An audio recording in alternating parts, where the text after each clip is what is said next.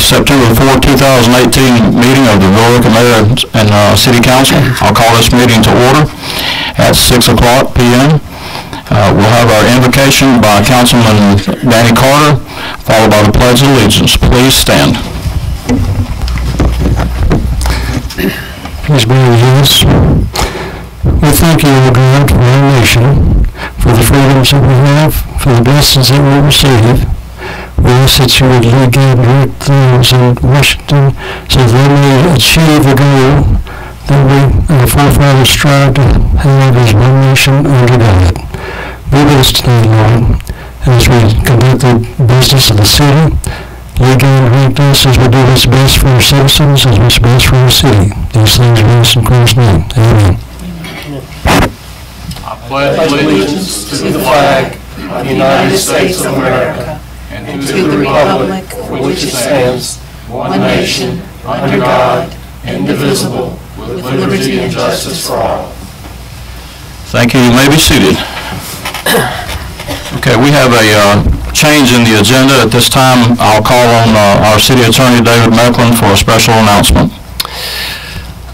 Ladies and gentlemen, approximately roughly 2 weeks ago, the city received a complaint from an employee stating that one of our council persons had used inappropriate language in a meeting with that employee.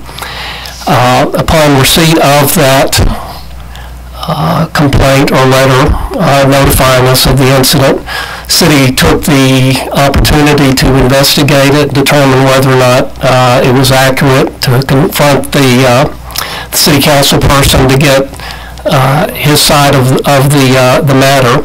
After conducting our investigation and determining that indeed the event did happen as was stated in the letter, we've had communication with Councilman Berlin Best, and I have a letter to read from him. When I heard that a complaint had been filed against me after a recent conversation, I was both surprised and upset. The conversation was between one person and myself, and at no time did that person indicate in any way any discomfort or offense.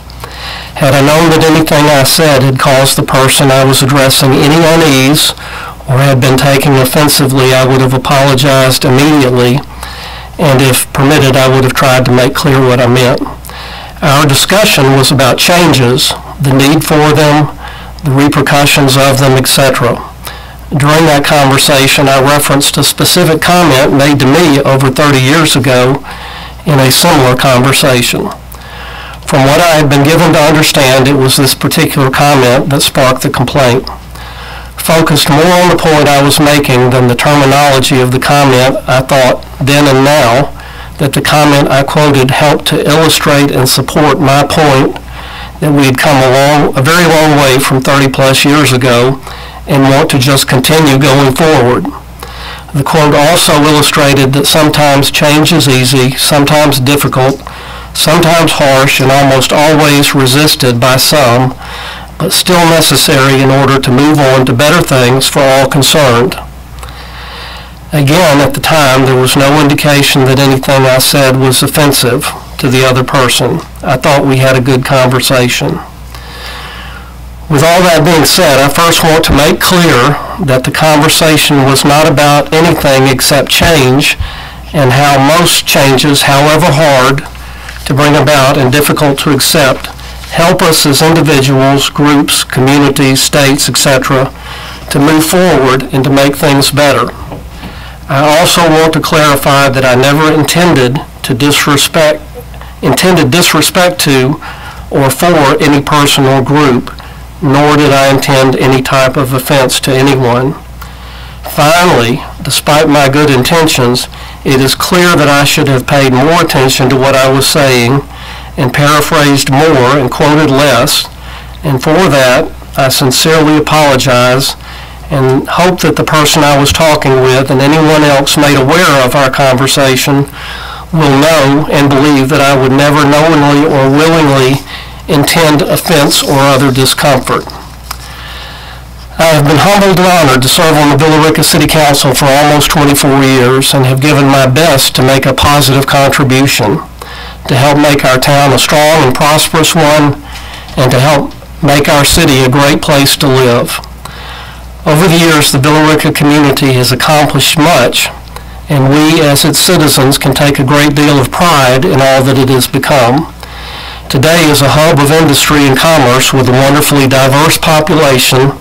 Virtually every single change seems worthwhile, which was one of the points I was hoping to make with my ill-chosen quote.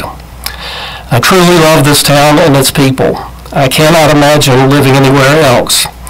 And so again, I sincerely apologize for saying anything hurtful, offensive, or disrespectful. As to what comes next, I want to do whatever is necessary to make a bad situation better as soon as possible. I do not want to cause anyone else any more uncomfortableness or offense. With much sadness, I will be retiring from the Villa Rica City Council as soon as all the necessary paperwork is completed. I hope that this final action will serve as proof of my genuine and earnest regret for misspeaking as I did. Signed, Verlin Best. So with this, Councilman Best will be retiring from the council virtually immediately as soon as all the necessary paperwork is completed. That is the special announcement, Mr. Mayor. Thank you, David. Okay. Next item on our agenda is ceremonial presentations, and we have 3 employees that we want to recognize tonight. So I'm going to go down front so I can give you your plaque. So y'all, I think everybody's here.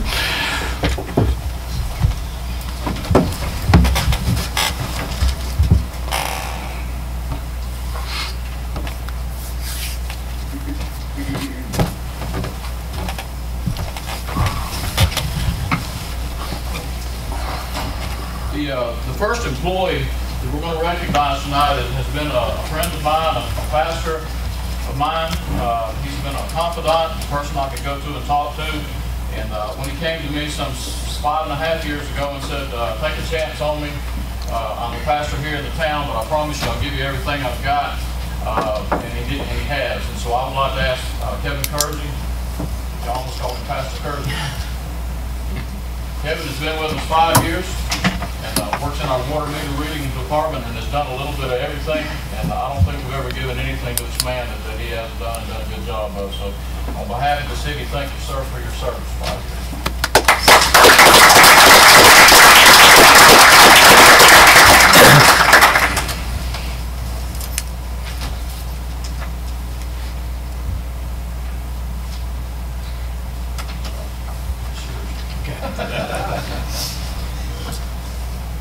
Okay, our next employee is Chris Baxter.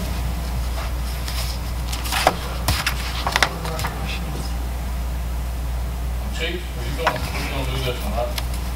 Go ahead, you're doing a great job. You hadn't done anything. I hadn't done anything. Chris Baxter. Chris has been with us 5 years also. Chris is our training officer along with our certification manager. Does an awesome job, makes us look good every day, and we appreciate that. Along with Perry, come on up, Perry, let's just do it together. Perry Baxter is also our training officer. They're both part-time workers with the city, but they have brought our department just leaps and bounds above with their experience and their knowledge, and we're just very grateful for both of them. Both of them celebrating 5 years. Thank you.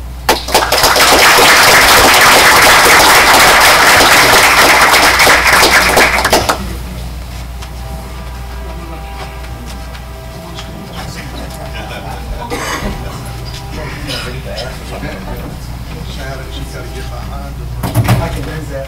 I like getting behind me.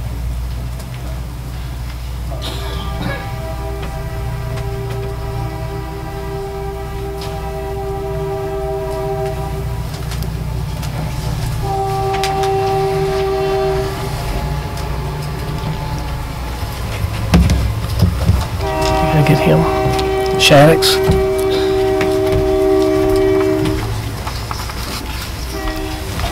As I always say, it's one of the highlights of my meeting to recognize our employees. We have many of them here tonight, and so it's you all are a point of contact with the public, and we appreciate every single one of y'all. I know most of you out there, and then thank you for the job that you do day in, day out, at night, during rough hours, cold hours, hot hours, strapping a gun on your side, you know, defending our city and protecting our citizens. Thank you for all you do.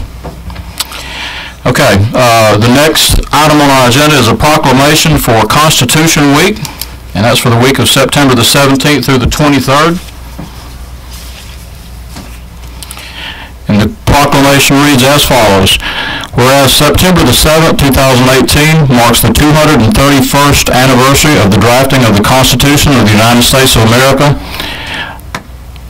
by the Constitutional Convention, and whereas it is fitting and proper to accord official recognitions to this magnificent document and its memorable anniversary, and to the patriotic celebrations which will commemorate the occasion, and whereas Public Law 915 guarantees the issuing of a proclamation each year by the President of the United States of America, designation September 17th through 23rd as Constitution Week.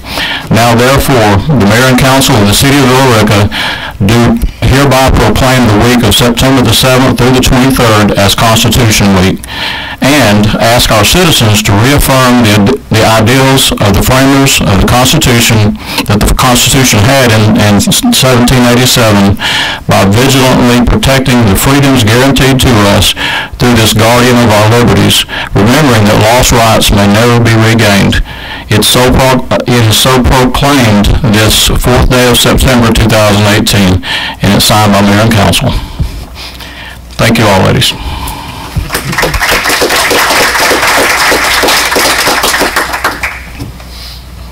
Our second proclamation is for Public Safety Appreciation Day, and it reads as follows.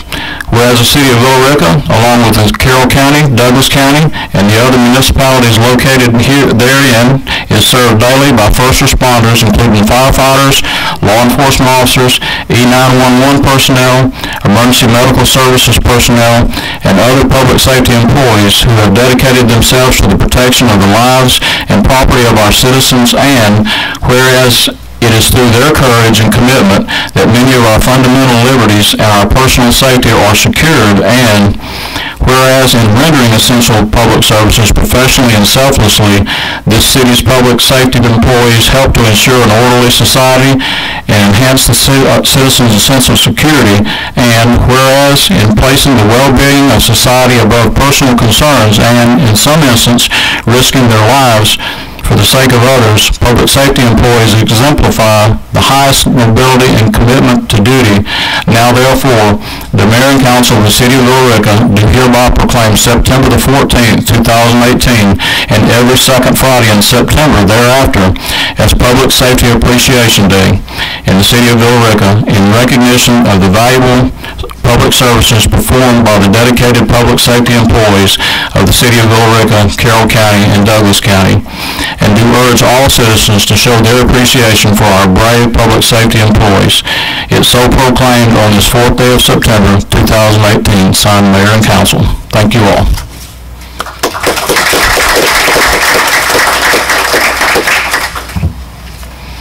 Okay, next item on the agenda is the adoption of the agenda. You have the agendas before you. Are there any changes? Mr. Mayor, Yes, sir. I'd like to amend the executive session to add the discussion regarding employment. Mr. Mecklen, if you would appropriately add that language. Are there any objections? Hearing none, that will be added to the agenda, and we will add it at the end in tab E under executive session. Any others? Mr. Mayor, we tabled an item from the last meeting to this meeting, and it didn't show up on the agenda. That was the North Fork Southern grant acceptance. We need to vote on so we can table it again if we're not going to act on it. We do need to table that. I'm told, if y'all are familiar with that, that's we applied for and we're given a $5,000 grant from Norfolk Southern to purchase body cams for our police department, and they were waiting, and much like the trains that stop in Villa Rica a lot, they've been somewhat slow in coming with the check, so they promised me that they'll be at the October meeting, so I had to get a train joke in there somehow. So, okay, do I hear a motion that is that on the agenda or? It's missing. It's not on the agenda. It's supposed to be. Okay, so it's going to be on the October agenda? Yep. Okay, any changes to the agenda? I would entertain a motion to approve. So moved. Second. A motion and a second. All in favor? It is unanimous. Councilmember Marshall. Okay, we have reached the public comment portion of our meeting. Anyone wishing to give public comment, please do so at this time. State your name and address for the record, and please limit your comments to 3 minutes.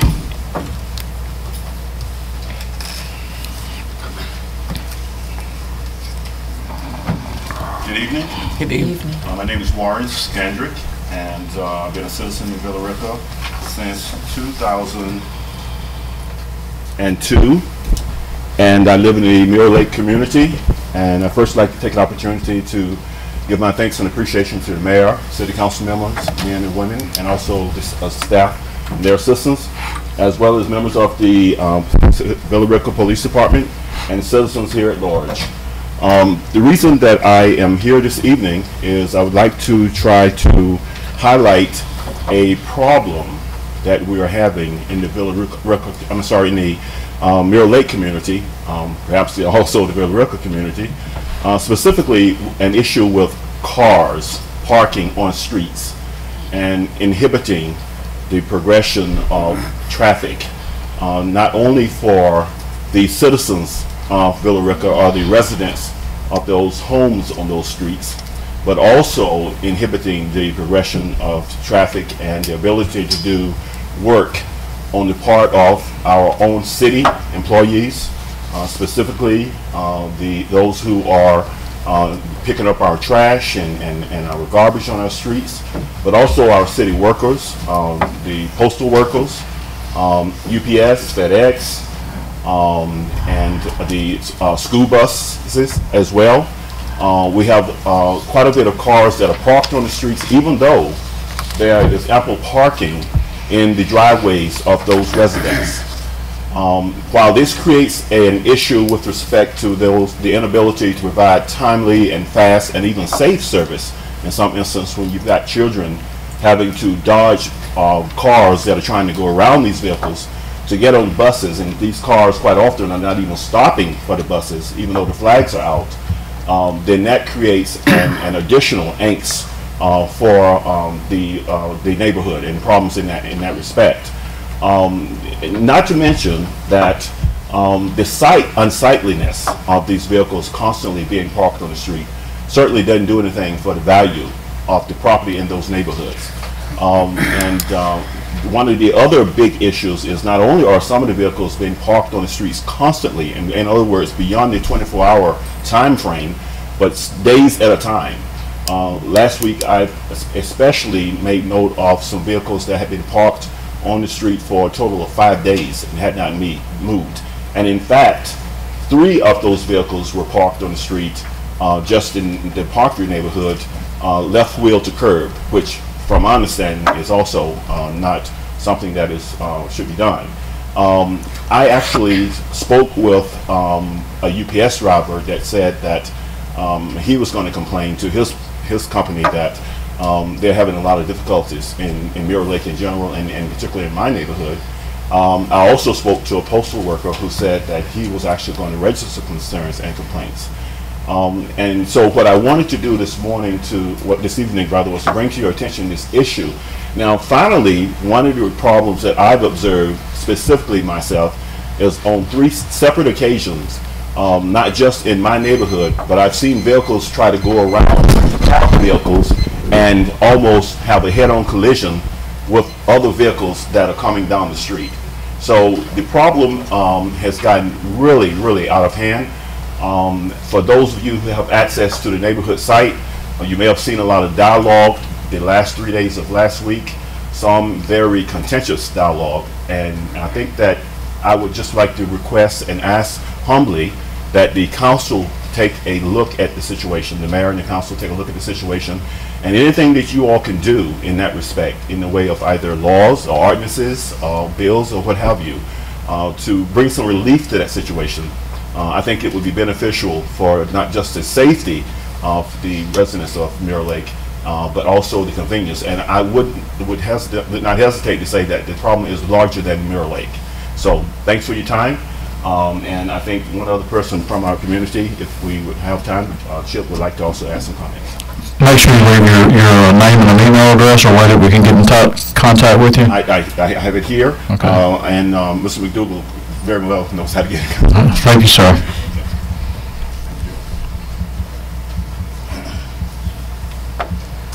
I'm Richard Sace. I'm also a neighbor of Warren. I live across the street from him, and I just had a couple of comments on it.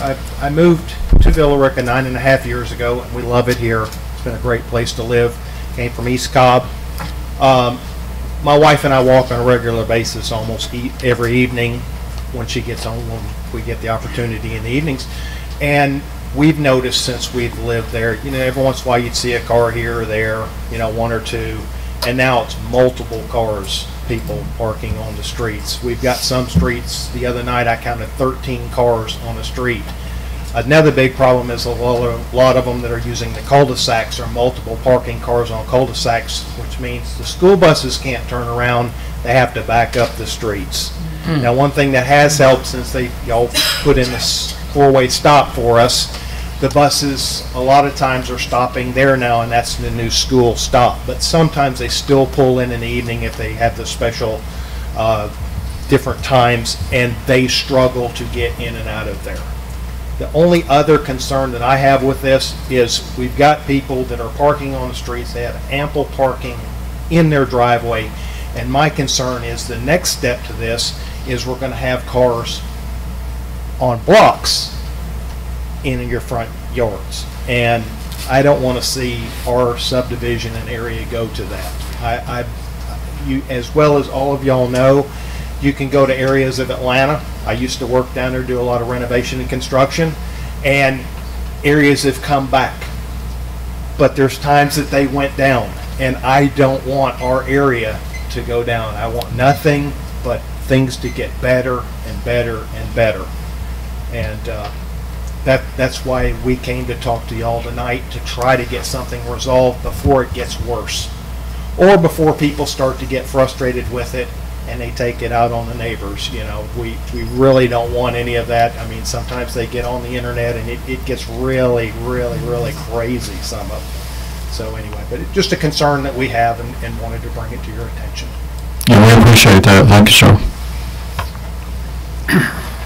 Thank you all.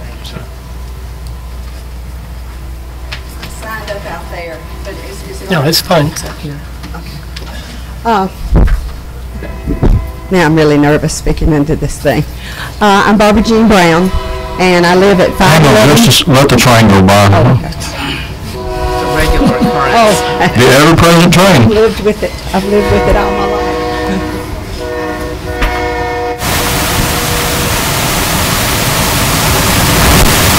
I believe you're safe now. Okay.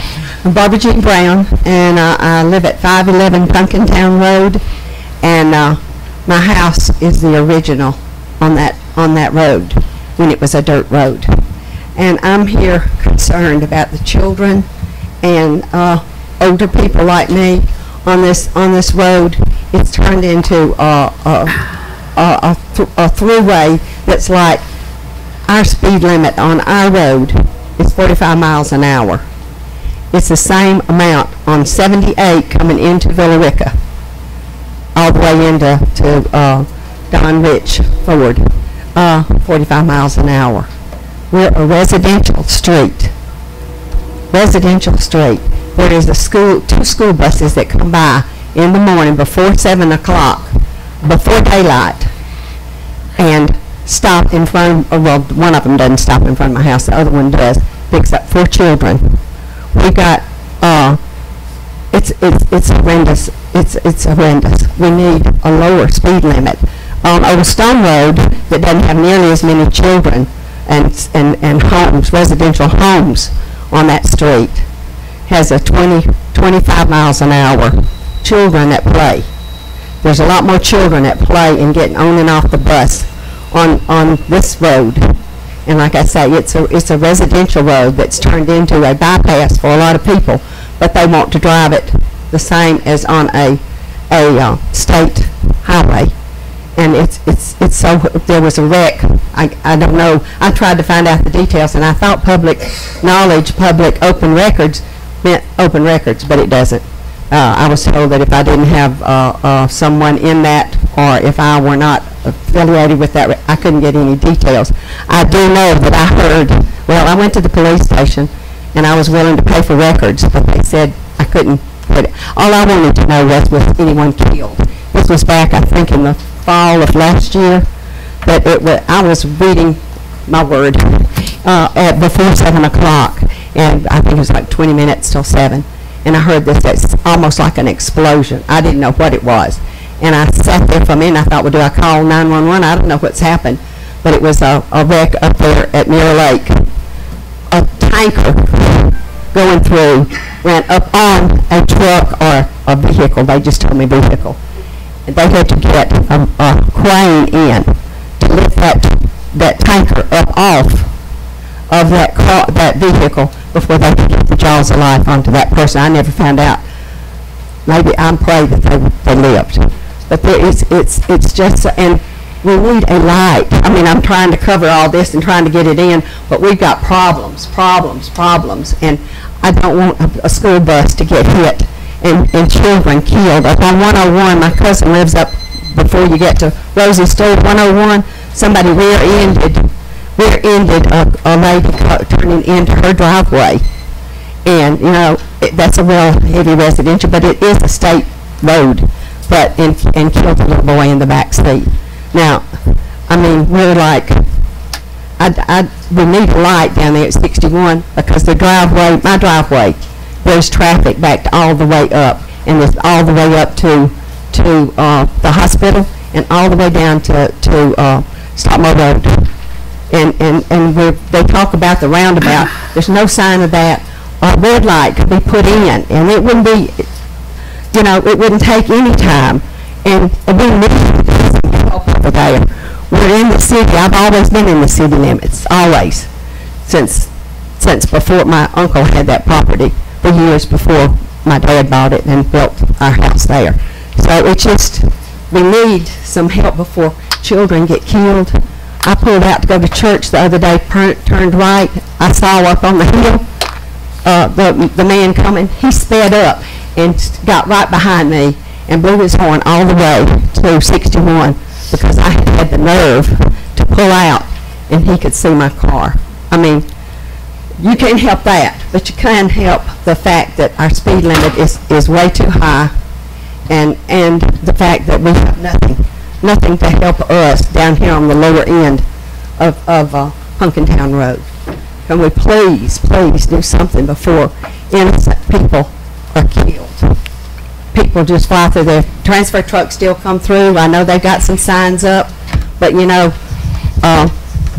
they risk it because they can fly through there and cut off going through Villarica. And I meet them all the time coming out, going to do ministry. And if the police are there and have their radar on, when they get to Connor Road, I know I saw it. I've seen it because I've been pulling out. When they can pick it up with their radar detector and they turn right there on Connor Road and they go the other way.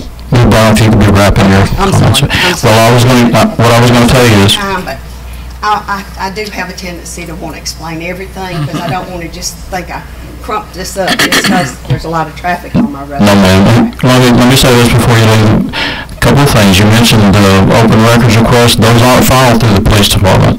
Those go through the city clerk at City Hall. Oh, well, nobody told me. I went up there. Well, that's why. Okay, the second thing is we've been talking about the roundabout. We are actually making progress on that. So, Villarica Happenings is our newsletter, and those go out on Sundays. So if you're not already signed up for that, do so.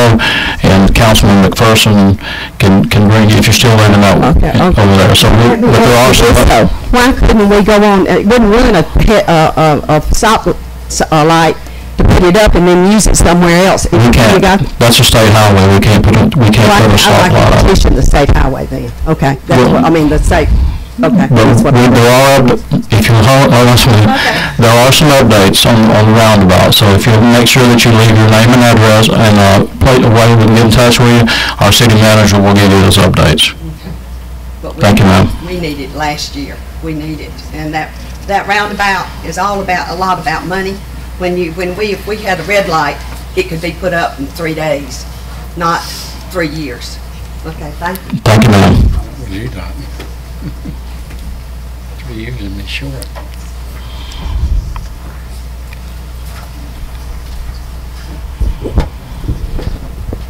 Right, number 635 South Street, Villarica. About 3 months ago, I talked to y'all about shutting down James. I'm going to give a reminder back on y'all's history of 1957.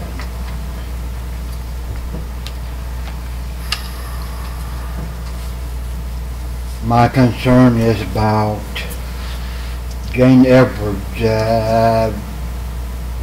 putting this city through another 1957. I care about this town. I care about the citizens of this town. I care about you, Mayor. And I care about what happens. Somebody needs to do something about James before she does something to this nice town of Villarica. She needs to be shut down. Or we'll have a repeat of 1957 if she has anything to do with it. She does not care about this town nor its citizens. That's my concern. Thank you. Thank you, sir.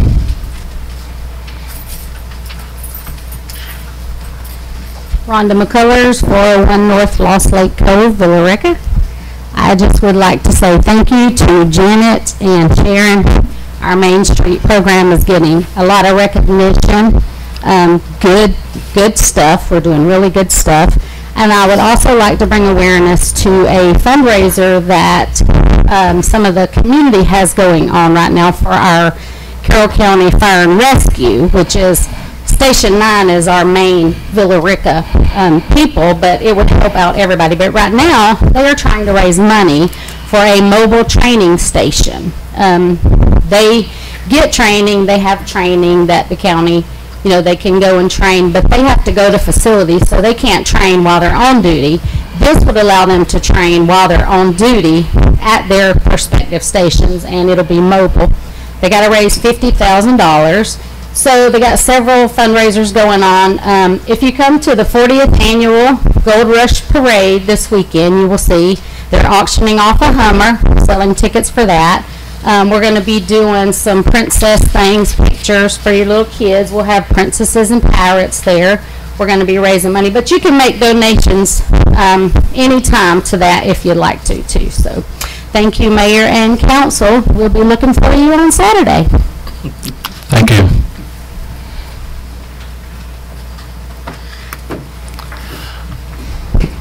John Mount, 214 Rockmart Road. I was in the council meeting when Rex Camp was allowed to give his presentation on his awning, and seeing what was constructed there. And first, I've looked on the city website for permits, and I can't see where he was issued a permit to actually build that. Two, he said he wanted to build a metal awning. It ended up being made out of 2x4s and some tin. And looking at it, I don't think it meets any kind of building code type construction. In fact, it looks very unsafe to me. It would be my suggestion the city barricade that sidewalk until they get that torn down and rebuilt, because it's really just an eyesore and a safety hazard. So that's what I have to say. I think it's a real issue with the awning that he put up there.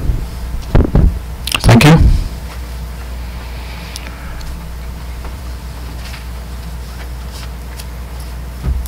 Larry Kors, 115 Maple Valley Drive, Villarica, Georgia, 30180. Counselor, your announcement tonight kind of caught us off guard. And I want to say that we're going to miss Councilman Best. You and I particularly will miss him very much, because this leaves the two of us as the longest attending members of city council meetings, you officially and me unofficially. I've been here not quite 24 years. I started in June of the year. But, Councilman Best was sworn in, so it would have been, 94. And many a night you and I were the only two in attendance and sitting out in the audience. And Mayor Spake would ask us, we come to this point in our meeting, we ask the public for comments. Larry, you got anything on your mind? So, as you see tonight, we have a lot better attendance. One of the things I believe that they're actually here to talk about is the adoption of the budget. Last Thursday's meeting left us with a conundrum of where are we going to go on salaries for the help. Not having heard anything, I so now have to speak up and ask that you give full consideration to the maximum amount of benefits and salary advancement to the employees. They're one of your best assets. The other assets we buy with special purpose local option sales tax by the bucketful. Charlie's happy as could be over at the wastewater treatment plant, water facilities, fresh water. Yes, they need more money, but only if the taxes can come in. That's a dedicated side of the fund in your budget. Now we've talked about it, and you horse swapped all your stuff, and your stuff all got settled last week or 2 weeks ago. The pay chart did not get settled. So I ask that you give full consideration in the discretionary fund, and that you take your property tax money, which is your discretionary side of the budget, and you apply it to your help so that they will go out and represent us every day of the week, 24/7, 7 days a week. They don't come here just for the hell of it. They've got a place to be. They have families to raise. This is the career path they have chosen. I chose mine.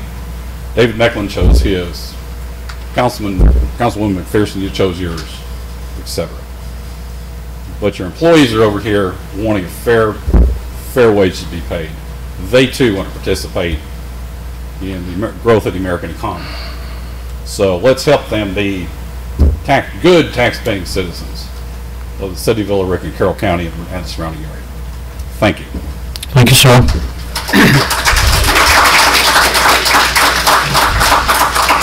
Anybody else?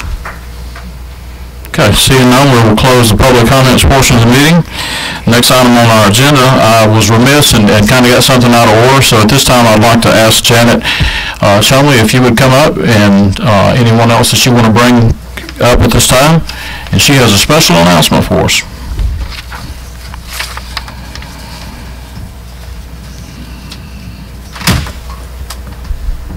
Good evening, Mayor and Council. I just wanted to let you guys know, several months ago, we approached the College and Career Academy North Campus in Villa Rica to construct for us something we thought would be very special, which is a We Are statue. And it is finished and complete, so we will have an official ceremony for that at the mill for the Taste of Villa Rica, Saturday, October 6th at 1 o'clock.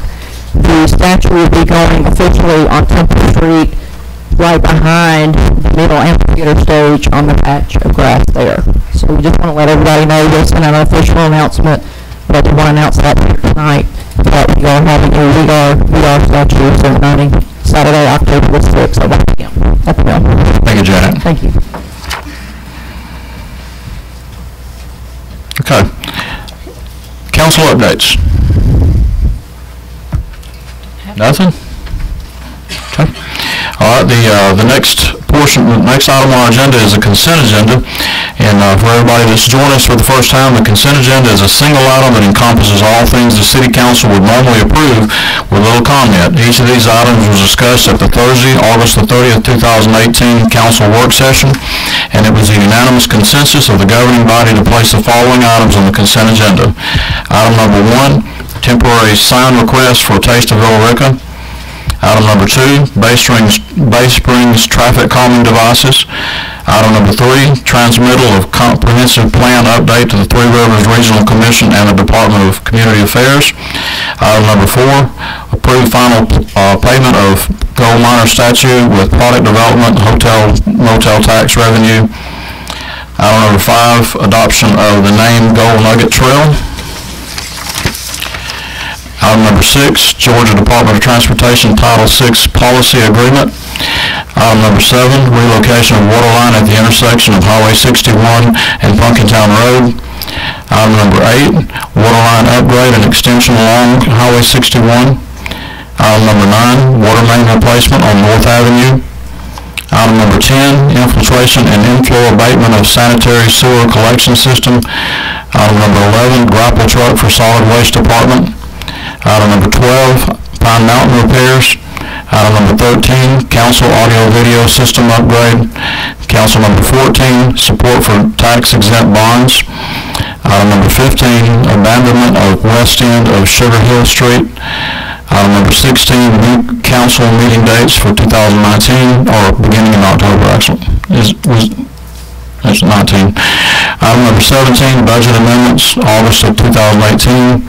Item number 18, accept Malden and Jenkins as auditors for fiscal year 2018. And item number 19, 2019 health insurance premiums.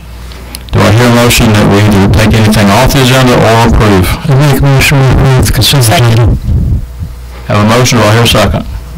Did you second, Councilman McPherson? Did you get that? Okay, all in favor? It is unanimous. Okay, tab A, governing body.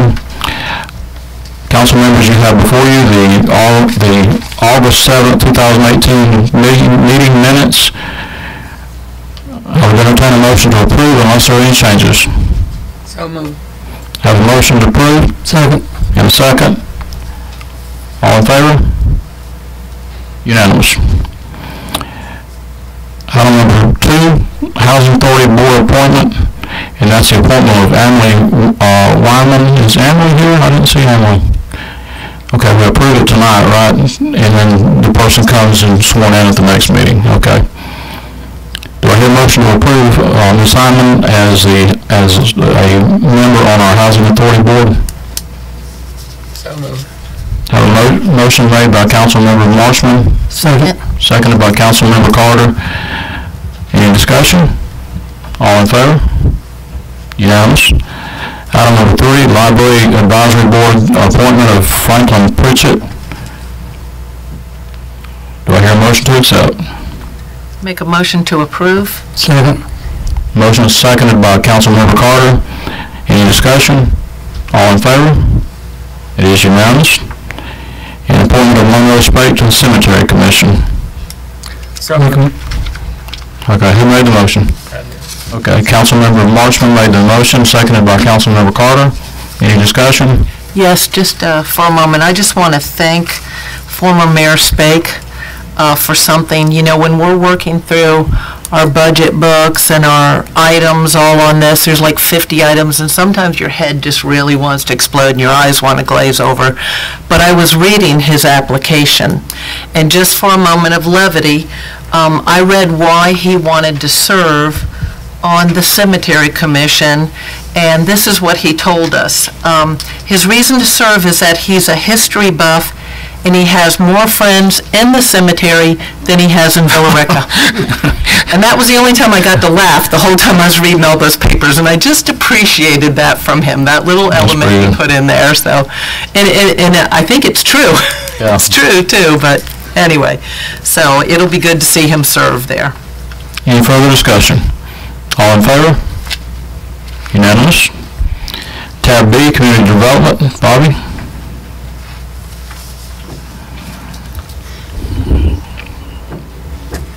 Good evening, everyone. Evening. We have an application RA-04-18/FLUM-02-18 from the Villa Rica First Baptist Church. They've made application to rezone property located at North Van Wert Road and a portion of 1483 Highway 78 in Villa Rica, Georgia. Parcel numbers V02-007-0477 and V02-007-0362 in land lot 165 of the 6th District in Carroll County. Currently zoned rural development to general commercial. Additionally, the applicants request a future land use amendment for the same property from public institution to commercial. The property consists of 6.0 plus or minus acres. The purpose for the application to rezone the property, the First Baptist Church are proposing an assisted living facility be constructed on the 6 acres. The application proposes a senior housing development that contains 42 memory care beds in 1-story building and 98 assisted living beds in a 3-story building. Train number 2.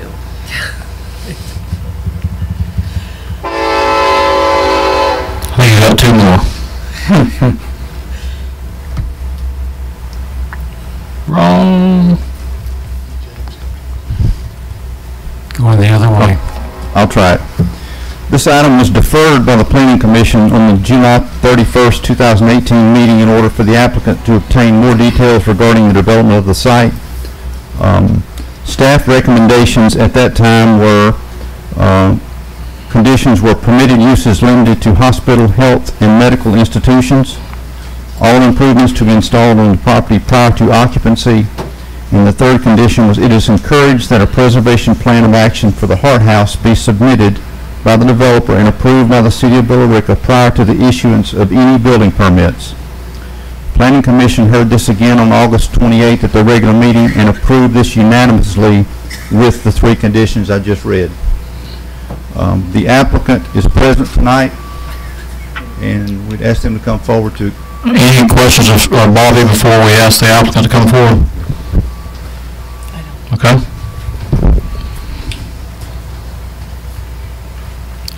Please state your name and address for the record.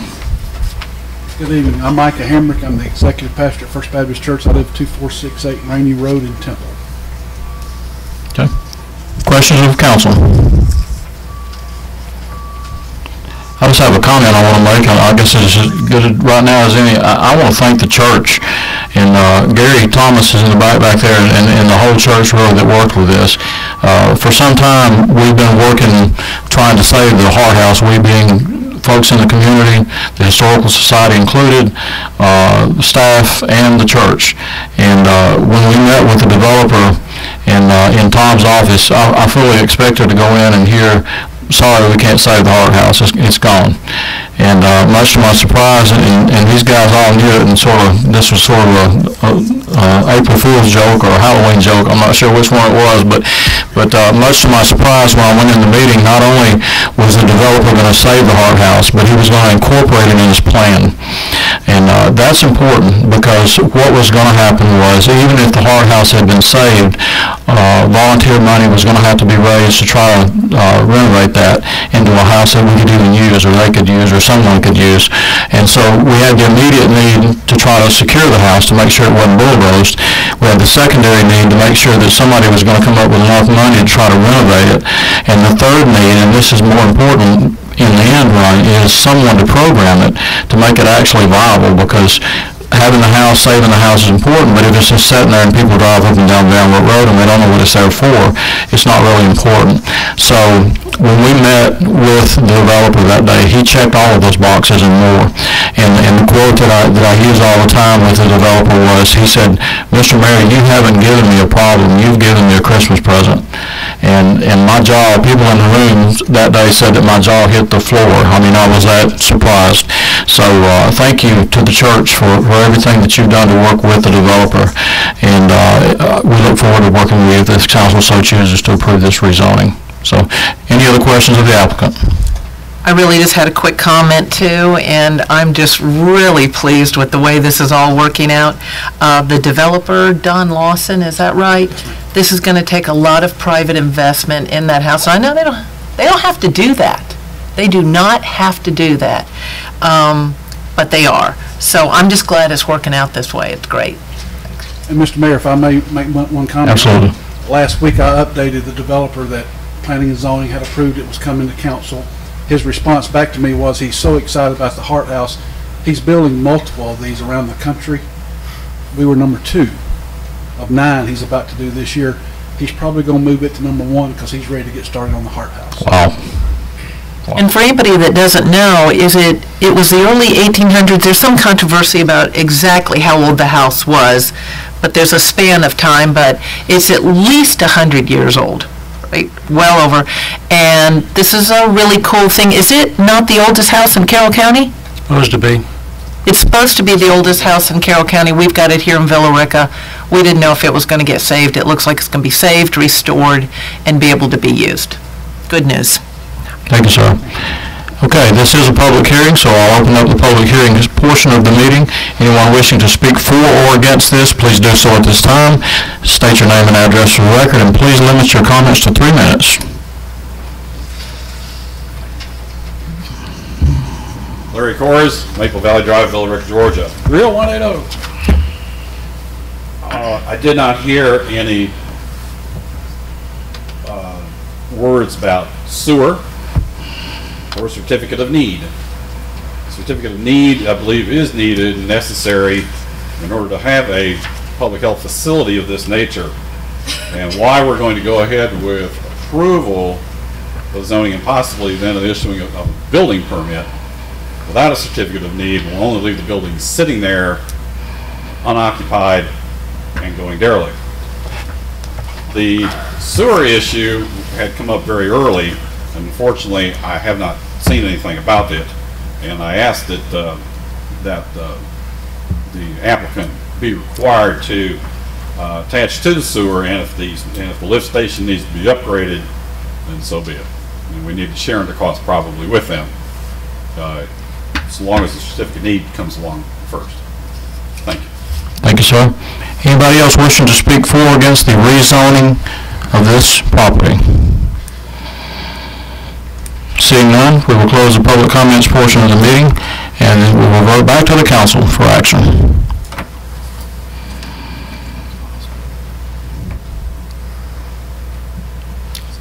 Need a motion? I'm looking for the motion, but I can make it up. It's on your packet. I was looking for it on the It's not screen, quite sorry. high enough. Scroll down. If I don't mess with this continually, it shuts down. There it is. There it is. Here we go. I see it. Thank you very much. I make a motion to approve with the applications for the Villa Rica First Baptist Church for North Van Wert Road and 1483 West Bankhead Highway to rezone the property from rural development to general commercial with conditions, and to amend the future land use plan from public institutional to commercial. We have a motion. Do I hear a second?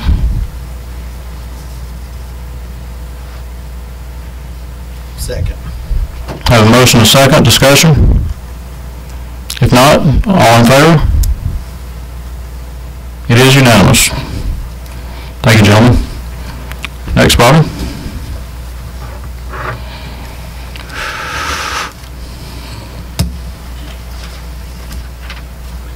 We have a tab ABL-06-18, the alcoholic beverage license application for retail packaged malt beverages and wine at the Shell Food Mart. And for the record, I'm going to update this street address. This section of East Highway 78 has just been renumbered in the Douglas County portion. The application has a 610 East Highway 78, land lot 143, 25th District, Douglas County, Ward 5.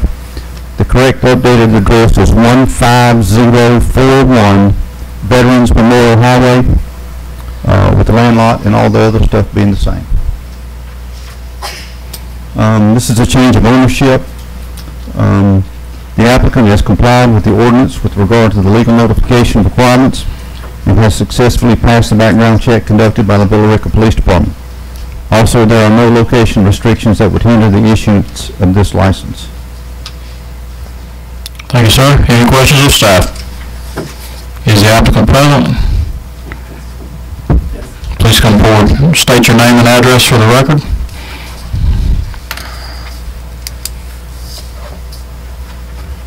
Hi, good evening, everyone. My address is business location address 610 East Highway 78, Villa Rica 30180. I'm expecting my alcohol license and my name is Karim Majinder. Thank you for all. Thank you, sir. Questions of the applicant? Any questions? Yeah, Mr. Mayor, I will ask the standard questions that we always ask. You're aware of what the age limits are to sell alcohol in the state of Georgia? The underage people? No. Yeah. Let me make sure that you understand that you are not to sell alcohol to people underage in Georgia, correct? And do you have a program to train your employees to make sure they ask for identification of every person? Yes. Because what we always announce is that the Villa Rica City Police will often conduct operations to determine whether or not merchants are selling to underage people. And we would not want you to get caught up in any type of a sting operation like that. So you're going to obey and abide by the age restrictions on selling alcohol, correct? Yes, of course, I have to follow the restriction. I have to everybody check the ID before I selling the cigarette and alcohol. Okay. And I always, As us, you have to check the ID. right, and I always mention this.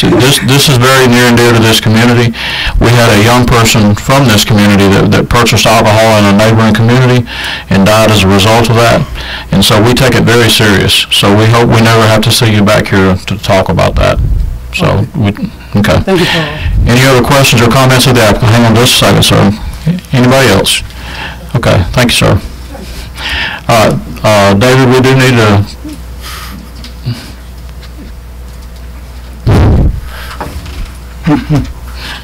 We do need to have a public hearing on this, I'm assuming, since it's a new... No, on a license transfer, you don't have to have a public hearing. If we haven't received any complaints about it prior to the meeting, and my understanding is we have not. No, Bobby? Okay. All right, do I hear a motion? I'll make a motion to approve the alcoholic beverage license application for Fast Event Corporation located 16 East Highway 78, Villa Rica, Georgia. Second. Have a motion and a second. All in favor? All opposed? Vote is 3-1. Next item is solid waste ordinance. Mr. Mayor, I've been working on this ordinance for about 4 months now, I guess. The purpose of this item on the agenda is to adopt a solid waste ordinance to establish principles, procedures, controls, and regulations in order to carry out our solid waste operations for the city. To this point in time, the city does not have and hasn't had a solid waste ordinance in place, only policies and practices that have been utilized over the years. A little in the background, solid waste operations over the years for Villa Rica have been extremely lenient on what we will and do pick up for the $7.50 monthly charge that we charge our citizens. There have been little or no limitations on what we collect for the cost. Due to increasing costs to provide the service and large increases in landfill costs, it has become necessary to put limitations and controls on what we collect. This ordinance establishes these controls and further defines what is available for collection. Although there is no increase in the monthly basic fee for solid waste service, thresholds have been established. In addition, additional fees will be charged for this service on materials exceeding these thresholds. For instance, large piles of tree limbs along with bulk waste items such as refrigerators, sofas, mattresses, etc., will be charged extra. The fee structure, the recommended fee structure that goes with this will be coming to Mayor and Council for consideration at the next regular meeting. If approved, we would like this ordinance to become effective with January 1st, 2019. We want to help educate our public on the changes, give them plenty of time to adjust before we get ready to start this. Thank you, Bobby. And I just want something you mentioned Thursday stuck with me, and I've actually answered a couple of constituents on this. How much do we charge to pick up a refrigerator? We charge the $7.50 flat rate, regardless of what. How much does the landfill charge us? It costs us $16 to get rid of it. A lot of these guys in this room can, picking up lots of stuff. So, yeah.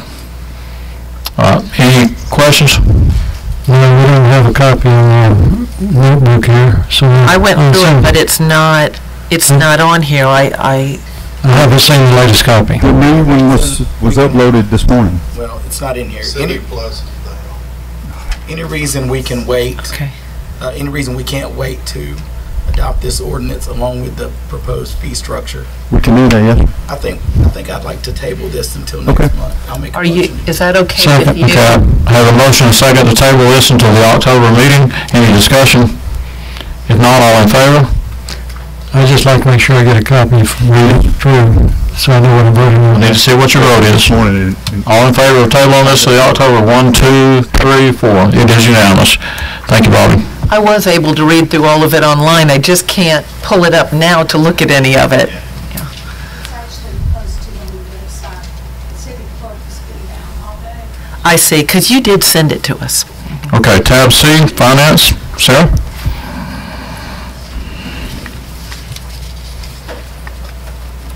But you know, everything else is coming up okay so far, but that didn't. It's not on, it wasn't on there. Oh, yeah, the PowerPoint. Because she said that it wasn't working. Right. Now, you're not going to use that glass like the buckets, are you? You're going to have holes in the... She uses buckets for all her illustrations, so I thought she was getting real now with real water. David was going to get wet. This is redevelopment powers. First, That's right. I'm going to talk about redevelopment powers again.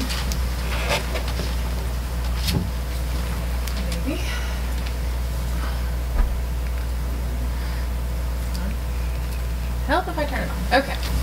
So on the November 6th ballot, we'll have two things, T-SPLOST and the redevelopment powers. Basically, the voters will have the opportunity to authorize the city to exercise redevelopment powers. So what does that mean? Basically, it is a way to finance projects in the community in areas that are not developing. They're slow to develop. They don't generate tax dollars for us.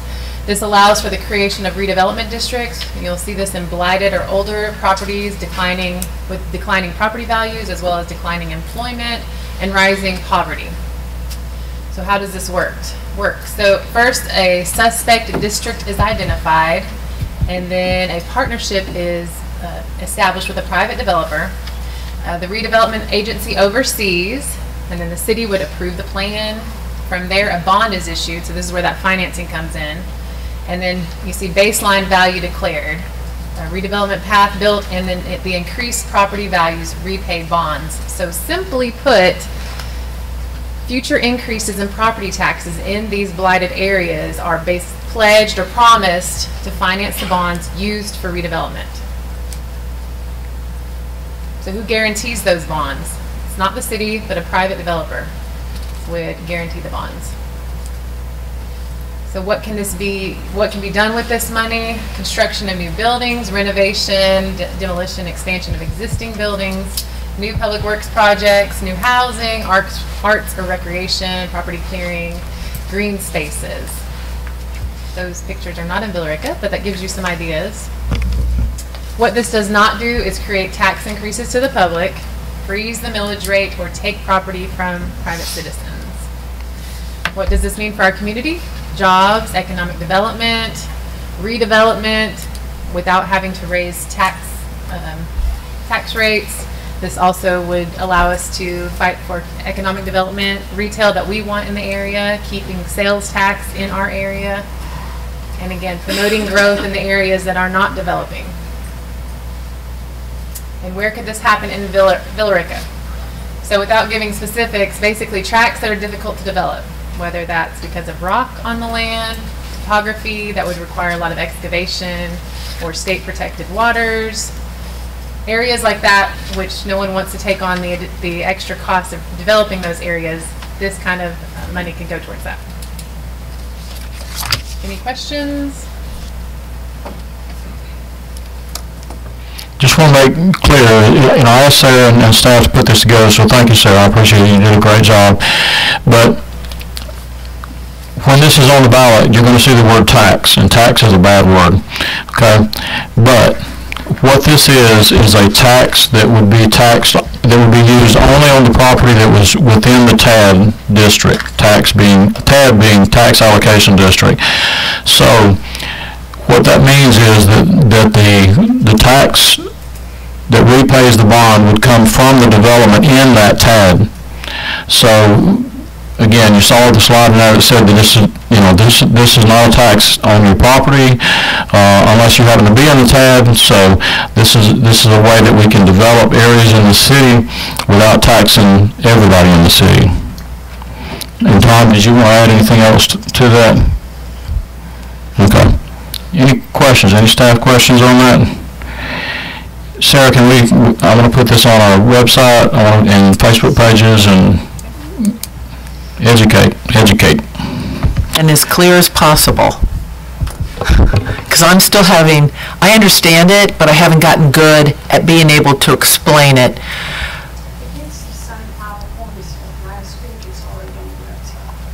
So if I had a neighborhood and there was a section down at the end of the neighborhood that was either blighted or it was just vacant.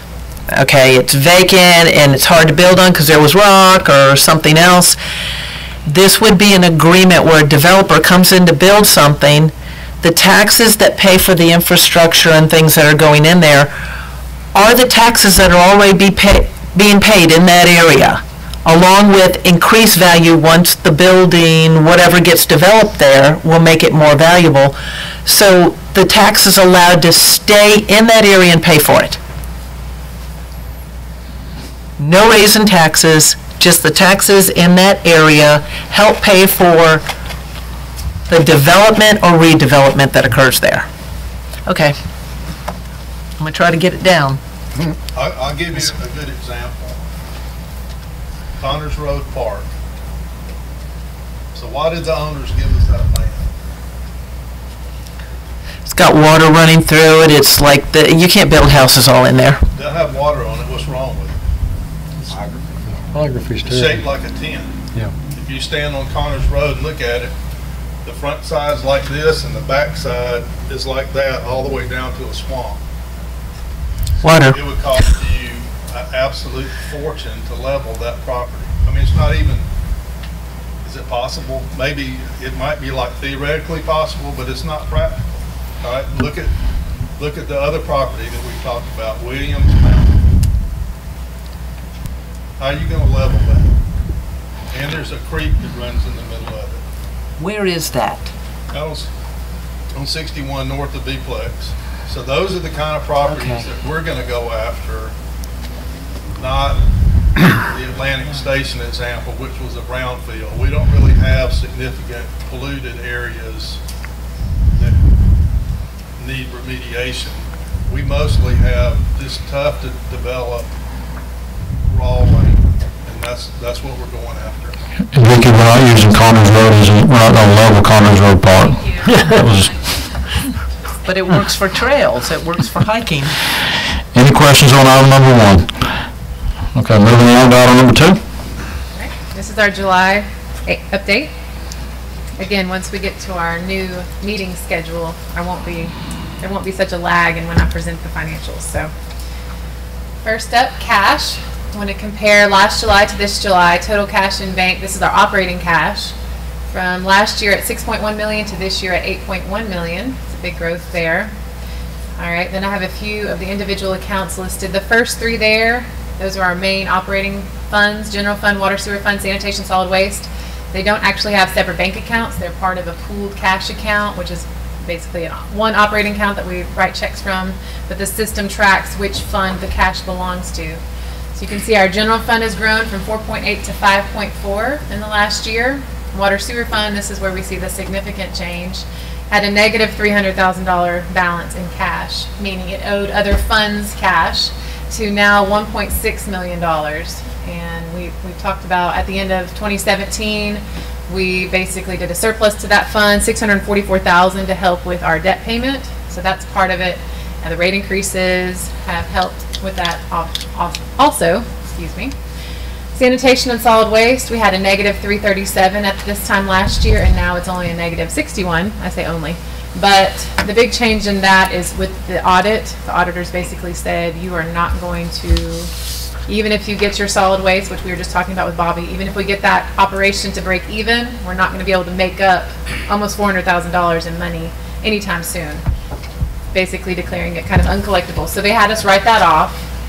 That was backdated to January 1 or 12/31 of last year. So you can see we've accumulated more loss in 2018 of $61,000. So basically we cleared it out at the beginning of the year, and we're still losing money every month. So that's a negative $61,000 now. Then the last three you see here are our 3 active SPLOST accounts: 2008 Carroll, 2015 Carroll, and 2016 Douglas County SPLOST. So you can see the changes in those accounts there. Okay, wanted to show our building growth here. These are just new construction. You'll see permits and taps for residential and commercial. So at this time last year we had 45 new building permits. Compared to this year we already have 111. So we're really seeing some growth. And the water and sewer taps pretty much correlate with those numbers. This time last year we had new commercial building permits, 6 of them, which brought in $16,000, and none so far this year. And I did have a question on that from a constituent. They said, well, I know that Moe's has opened this year, and why is it not on there? But that building permit was issued last year, so that's why it didn't show up on this year. I believe so. And like Taco Bell's in process, but they won't pay that till later. Okay. This is our water sewer fund, comparing year to date, July of last year till July of this year. So at this point last year we had a loss of $456,000 compared to this year $406,000. So we did budget a loss this year. Hopefully this will be the last year of a loss. Part of the big difference is if you look at the debt expense there, 2017 was a 12-month period, but we changed our fiscal year in 2018. So we're comparing a 12-month debt expense to having to absorb it all in 9 months on the 2018 side. So that's part of that. But you can see how much the revenue has grown. That's from our rate increases. And expenses up, again, most of that there is the debt expense that we're having to put in 9 months instead of 12. Okay, sanitation and solid waste. Like we just saw on the cash, we still show a loss here, but again, with our 2019 budget, we're proposing rate increases again to hope rectify that. As you can see, the revenue has increased with our rate increases this year. Our expenses are up, but we did realign the personnel appropriately. So we do have more personnel in the solid waste expense there, the city crews that are doing the pickup, as well as higher tipping fees. Okay, this is just wanted to highlight a few things. You can see how much our sales tax has grown from this time last year to now. Almost $200,000 growth in our sales tax. So that's great. Hotel motel tax has also grown significantly. Now we did raise the tax rate, which is part of it, but we also brought in consultants back in January to audit our hotels in town to make sure that we're getting all the revenue that is attributable to the city. And our consultant is predicting by the end of this year we will have received $300,000 in hotel tax for 2018. Wanted to point out the decrease in the water purchases. So this time last year we bought almost $300,000 in water from Carroll County Water Authority. This year we've only had to buy $171,000 worth. So kudos to Pete, I always say that. Kudos to Pete and his staff for all the work they're doing to reduce the amount of water we're having to buy. Also, just an interesting fact, I think, this time last year we had 142 employees compared to this year's 156. Those are permanent, full-time and part-time, but that excludes our seasonal employees. And just wanted to wrap up on a positive note. This is our self-funded insurance. So this time last year we were writing checks every month to United Healthcare, and they were depositing our big checks into their bank account. This year, when we went on self-funded back in October, we started putting that money in our bank account. So that money sits there. I put money in there every payroll based on the number of employees we have. So it's basically the employee contribution as well as the city's contribution. And our third party pulls out money that goes towards the claim. So that's actual doctor's bills and prescription bills and then administrative costs. So the difference in those two cash outflows, you see a difference of $320,000 that we have saved by going self-funded. Any questions? Just to clarify, on the bulk pickup where we were picking up refrigerators, mattresses, and everything else, the item that we tabled is that new ordinance to address that losing account, and should go a long way toward fixing that so that that will be a healthy account. I know we get used to all the government lingo, but if I were sitting in the audience and anybody said realign employees or tipping fees, I wouldn't have known what that meant. I know we get really used to it, but when we say, you know, Cobb County or Douglas County or whatever has doubled their tipping fees, they're charging us double to dump our stuff there that we pick up from everybody's house. So I just want to make sure we always do that, because we have government lingo and it gets confusing. There's nothing increasing in the price on that bulk pickup where we go out and pick everything that gets put, well, we were picking up everything that got put up at the curb, and now there'll be some additional fees with certain large items. The garbage is only going up, that's a contractor, we use a contractor, it's going up $2, and it's because they've been raising the price a little bit every year, but we haven't passed that on to the person getting the service. We've just been absorbing it, so now we're trying to do a little catch up there. Okay, thank you. Any other questions or comments? Item number 3. Next is our 2019 budget. We did make some changes to the presentation today, so Louise is passing out the latest copy of the presentation.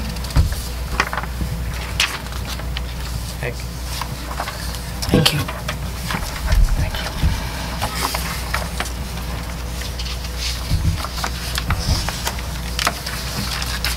Okay, 2019 budget, here we go. So where are we going? We keep talking about this. Last year when we started talking about the 2018 budget, we said we're working towards financial health by 2020. So the 2018 budget, where we had our first significant round of rate increases, we changed the fiscal year. Those were some of the big things that we started in this process of working towards financial health. So this 2019 budget is year 2 of that. So what are we talking about when we say financial health? First thing would be robust reserves. So this would allow us investment in future growth, emergency preparedness, higher bond ratings. So when I say reserves, I mean, in business lingo, net income that has built up over the years. So right now our general fund is about $5 million, and you want to have a certain percentage of your expenditures in order to cover yourself if something were to happen, just like at your own house. So we want to working towards robust reserves or healthy reserves. Additionally, as you saw in the cash update, in the past we haven't always had positive cash. So working towards positive cash. That would be self-sustaining funds. So where our water, sewer, sanitation, solid waste funds are not relying and having to borrow cash from the other funds, as well as being able to pay as we go on capital improvements. Historically, we've used a lot of SPLOST, or we took out the bond, which on those projects you will. Being able to pay for capital improvements on a cash basis instead of having to take out debt. So we're talking about, okay, where are we going? We're working towards financial health, but where have we been?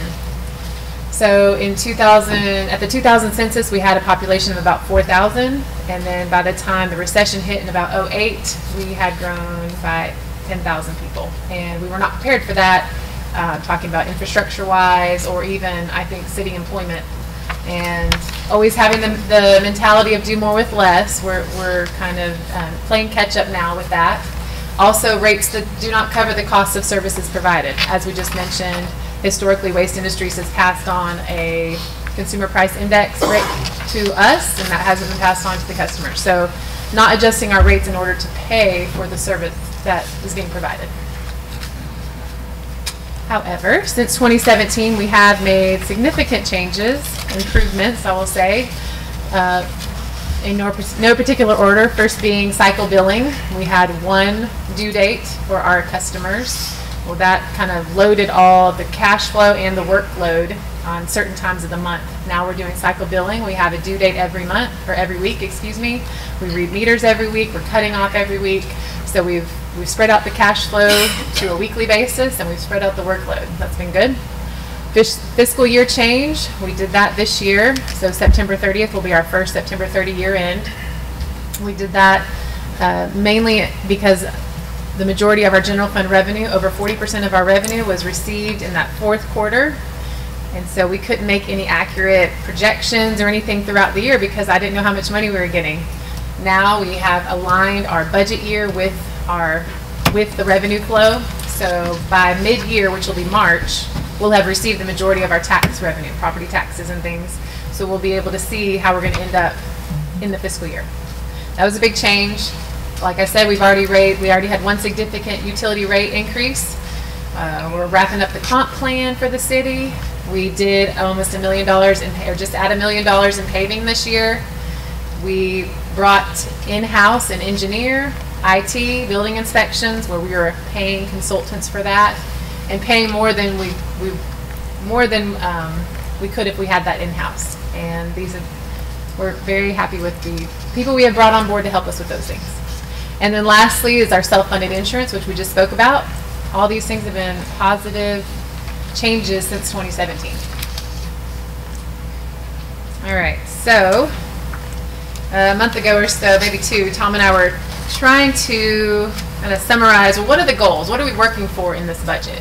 So we were looking at the city's current vision statement, which says, City of Villa Rica, a safe, thriving, diverse community that seeks to enhance the quality of life, preserve its historic character while promoting well-planned growth. So we kind of trimmed that down. What does that really mean? How do we simplify that? And then we said it summarizes to safety and growth. And then we said smart growth. So safety and smart growth. So then we asked the department heads to provide their goals to the city, for the city. And we talked about a lot of those when we met with the council back in May. We had the 2 meetings in the library. We talked about those. And I compiled all of them, and there was 185 goals. So I kind of picked out some of the ones we've been talking about and could see where they fit within that safety and smart growth. So some of our goals for safety, we've talked about Punkintown, the truck traffic route, how we're going to improve that. Doing security camera replacements throughout the city. Preventative maintenance, water, pressure, flow, and capacity, lift station improvements. We have 31 lift stations, and they all need work. Maybe not all of them, a lot of them. Police department growth. And then under the smart growth, we talked about sewer system expansion. So is our sewer system going to be able to keep up with the housing and the commercial growth that's happening? Water independence. So as we grow, you saw that our water purchases are decreasing, but as the city grows, we are still going to need more water. Zoning code revision. We need that in place as we grow. Road system development, walking trail, land acquisition, and downtown planning. So we've been talking about these goals, but all these things are part of this budget. Speaking of budgets, our budget now is $30 million. Did change slightly from the last revision, but you can see general fund is the majority of that. Just over $13 million of that is general fund. Water and sewer make up the next one. We have sanitation, solid waste. We have a couple SPLOST funds, debt service, and self-funded, some of our major ones. Can I stop you right there, Sarah? There have been some questions about how the budget has increased considerably over the last year, and the way governments account for money, just for those of you that may not know, some of those adjustments up were as a result of us self-funded insurance, for example. We just can't pay premiums now to another company. We have to have the money to pay for the claims in-house that aren't covered by our insurance. So that goes into the budget. The fact that we received, I forgot what the number was from, is it on here, from Douglas County SPLOST. Okay, so you're about to talk about all that, aren't you?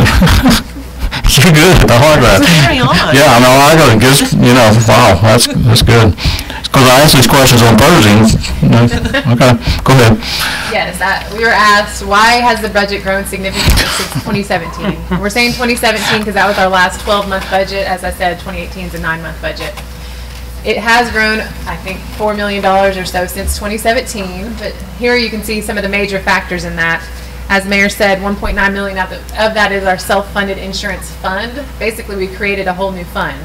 So instead of, while the expense was already there in the general fund and the water sewer fund for us paying our insurance carrier, now I've created another fund to capture that money to where it's going. So yes, you're seeing now a revenue and an expense for the self-funded. So that added to our total city budget.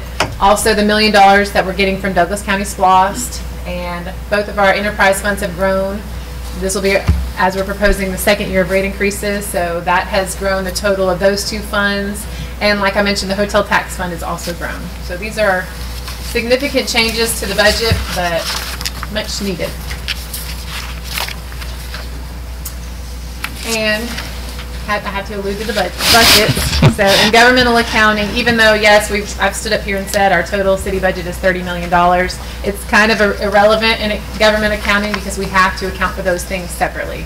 So the general fund accounts for the taxes that come in to pay for government services. So that's police, recreation, streets, and then on one of our other buckets is water sewer. So the revenue that comes in for the user fees for the money that customers are paying for their water sewer is used to account for the expenses that are correlated with that.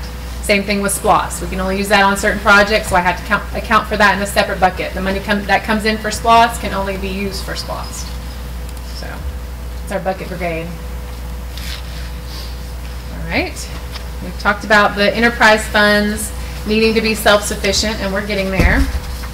But this budget, we're proposing additional rate increases. Again, trying to make this fund self-sufficient, also preparing for the bond payment that increased in 2020. We will see $500,000 increase in that fund. And the bond payment is for? The bond payment for our new, Pete says we can't call it that anymore, our new sewer plant, which is in the industrial park in town. So we have a bond that the bond payment is supposed to ratchet up every 10 years. And 2020 is our first year for that, and it'll be $500,000 increase. So in the past, the general fund helped subsidize that bond payment, but we're getting away from that. Okay, I'm looking ahead, make sure I don't step on my fingers again. This is not on the base rate, this is on the use rate. You were going to say that, right? Correct. So yes, here you'll see water and sewer rate increases. Water of 5% and sewer for 30%. Now each customer pays a base fee, which is basically the fee that to attach to the system, which is a flat rate, regardless of how much water you use. We are not proposing to raise that. We are only proposing to raise the volumetric piece of the bill. So that is dependent on how much water you use. So if you're a small user, you're not going to feel the increase as much as a larger user. And then sanitation, we're proposing a $2 increase per month, and no increase on solid waste with the changes that Bobby will be proposing in the new ordinance. These rates we're proposing to be effective January 1st. So we have a few months to get ready for that. Now, since I spoke on Thursday, we have made some changes to the, here's some of the changes that were made to the general fund. So in revenue, we found out we were hoping for a major commercial building permit. It doesn't seem like that's going to go through, so we had to take out $200,000 in our revenue for that. And with all these changes that happened in the expenditures, that changes the shared allocation that the enterprise fund pays the general fund to help pay for the administration, finance, legal, HR, some other components, public works, those types of things. So then we talk about the expenditures. These are the changes that happened since Thursday. I'm sorry. I missed something. Why do we have the decrease in the shared allocation from the enterprise funds? So I'm going to talk about the expenditures that changed, but whenever the budget for HR, finance, legal, IT, we have the water, sewer, and sanitation funds help pay for that. Yes. Because if they were a standalone utility, they would have those functions. So since we changed the pay study, that decreased those department budgets. Okay. So the water sewer fund isn't having to contribute as much with these expenditure changes. So we removed the pay study that was originally included, the $522,000. That's the general fund piece, and we'll talk more about the pay study in a minute. We removed the contingency that was in the council's budget of $217, and then we put back a first year of the pay study, so a portion of what we've originally proposed, and we'll talk more about that in a second. But we put that back in. So you can see we removed $522,000 and we put back $266,000. And then we have a handful of employees that will not be, I think there was 6, that would not be receiving an increase based on the pay study. So we added a small Christmas bonus for them so that they would receive something. We have a storm water utility consultant. We were able to put that back in, $138,000. The zoning consultant, we were able to put that back in, $70,000. Website branding, for $80,000, we put that back in. And then we had some other position and salary changes, which actually freed up $40,000. So as we were looking at different positions, for instance, I was asked why the city manager's pay increase was in there, even though he's on a contract basis. So that's been removed. Some other things, corrections. Again, that freed up $40,000 there. So you can see the total decrease to revenue was $224,000. And then in the general fund, we have to keep a balanced budget. So we had to decrease the expenditures by $224,000 as well. Okay. Capital funding, I won't stay on this long. We do have $3.5 million in capital that we've discussed. Most of it being funded by SPLOST, but we're starting to be able to afford that pay-as-you-go capital, like I mentioned. Water sewer budget is going to contribute towards that, as well as the general fund budget. Okay, personnel. We have personnel budget of $10.5 million. So that's over a third of our budget is personnel. And we like to believe that people are our biggest asset, because they are. And you can see majority of that is in general fund, but we do have about 17% in the water sewer fund and a handful in the sanitation solid waste and our new stormwater fund as well. So this budget includes 11 new FTEs, which is full-time equivalents. I believe that is 10 full-time and 2 part-time. And then the new comp and class study implementation of $321,000. Okay, just wanted to point out the personnel. So back in 2007, as like we were talking about the growth, back in 2007 we had 138 employees budgeted. And then after the recession, it dipped significantly. I can't remember what year I saw, but we only had 109 employees. And it's taken us over 10 years to get back over that, to pass that rate of employment. So in the 2019 budget, we have 169.9 full-time equivalent people budgeted. All right, compensation classification study implementation. So when we came to you last week, we had almost $600,000 in the budget for the pay study. Now this version of the budget, we have capped it in a couple different ways. So if you look at the purple line there, you can see what Evergreen presented to us. The midpoint was equivalent to the market. And then if you put your employees below that, you're lagging the market. If you put them above that, you're leading the market, which some clients want to do, is how they explained it. Now, that was 40%. We capped the increases at a 50% midpoint. So we didn't take anybody over that midpoint. So we didn't take anybody over the market. However, that was kind of our first layer of capping it. And then the second cap was on an individual basis. No one got more than a $3,000 raise for full-time or $1,500 raise for part-time. As was mentioned in the last meeting, we realized the rate increases happened over a few years. So we're proposing that the salary increases would happen over a series of years as well, as long as we continue to see growth in our sales tax and our tax digest as well. Just wanted to highlight again how the study was done. They looked at internal equity and external equity. So the internal piece is when they interviewed all the employees, they had focus groups. So this is they looked at job descriptions, they looked at what everybody's doing. So where did they line up, where should they be paid? And then external equity, you can see here, these are the list of cities, counties, and agencies that they looked at. So this is who we're competing with, basically. This is where our employees might look to go. The ones in bold are the ones that we received, or Evergreen received information from. So they looked at those 2 factors. It's not just what the other cities are paying, and it's not just internal. It was internal and external. And then the most important piece is, yes, we want to focus on the individuals, but the bigger piece is objective. It's getting our pay grades in the positions where they need to be. Make sure that they're lined up appropriately. So on the left is our current pay grade. And if you look at the 2 right columns, you can see how different, it kind of just jumped around. So the spread means the difference between minimum and maximum. Most of them are 50%, but then the range progression, you can see that that is not consistent.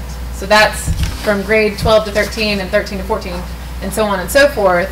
They're not a consistent change. So you could have had someone in pay grade 20 and then someone in pay grade 21. Well, pay grade 21 is only 1.8% higher than pay grade 20. So it wasn't very consistent.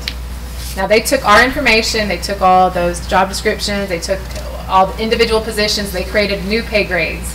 And you can see the spread is consistent, you can see the progression is the same, and then they aligned each position based on those internal equity and external equity, put them in the right place here. So, you know, what was the goal? The goal was getting our employees to market pay. So the further that we are from midpoint, the further that they are from market pay. And the bigger picture is retention and hiring. We want to get and keep the right people on the bus. So, you know, we've built a good team here. You saw the list of all the good things we've done since 2017. That would not be possible without the staff that we have in place. And we want to keep those people in place, paying them well, but also looking towards the future. When we're hiring people, you know, our train is moving forward. We want to be able to offer market pay to the employees that we're trying to get on the bus as well. And then lastly, self-funded insurance in the budget is $1.89 million. Two components to that. $475,000 is the administrative piece. So that includes even though we're self-funded, we do have an insurance to protect us. It's called stop loss. That's on an individual basis. So if an employee has kind of a catastrophic event, then we are protected on that individual piece, as well as kind of worst case scenario for the city. So we pay an insurance for that. That's part of the administrative fee, as well as we pay a third party so that the finance department isn't cutting the checks to the doctor's office. We have a third party that handles it, and they just draw the money out of our account. And then that estimated claims, so if you look at the bottom, 1.58 million is that worst case scenario I was just talking about. Now, our broker felt like 90% was conservative enough, so we didn't have to budget for that full 1.58. We budgeted for 90% of that. So we budgeted 1.42 for the estimated claims. So, questions? Yeah, I'm assuming we're going to get a copy of the latest budget, is that correct? Yes. Okay, so we can vote on it at our next voting meeting of some sort. Yep. I'd like to review that before we vote on it, obviously. So there'll be a new budget. So the fact that I didn't get the other one in the book yet doesn't really matter, right? Because we're going to have a new one. I was just looking through it. We need to schedule another meeting, or can we do this? Have to be a call meeting. Because I appreciate the changes. I'm sorry for my voice, but I appreciate the changes that we looked at for this pay study. I know this has been a top priority for a number of us ever since I got on this council. So I want to better understand how you have formulated this. So I do want to have time to review the changes. I'm prepared to table this, and I don't mind having a meeting. Table it to the next call meeting? Well, he's not. Yeah, we got to have a call meeting. Yeah. How soon do you want to do the call meeting? Whenever we have a voting meeting, sometime this month. I need time to look at it. Like within a week? We don't have another one until October. No. So we can that's call what I'm talking about one right now, setting one. Yeah, when we meet next week. My next sentence, I'm prepared to meet as early as next week. You're assuming you're going to get a copy of the budget. I'd like to see a copy of the budget. How long is it going to take to get the budget? We can print it tomorrow. Yeah, I kind of feel the same way. And thank you so much. I know you guys are working like crazy hours to get all this done, but I kind of feel like somebody who's going in to buy a new car, and you kind of get it all figured out, and you think you know what you're going to pay, and then a lot of things change when you show up on buy day, and we really need to digest it and understand it. Can we do this on Tuesday? Tuesday at 6 work? What date is that? Oh, there's... I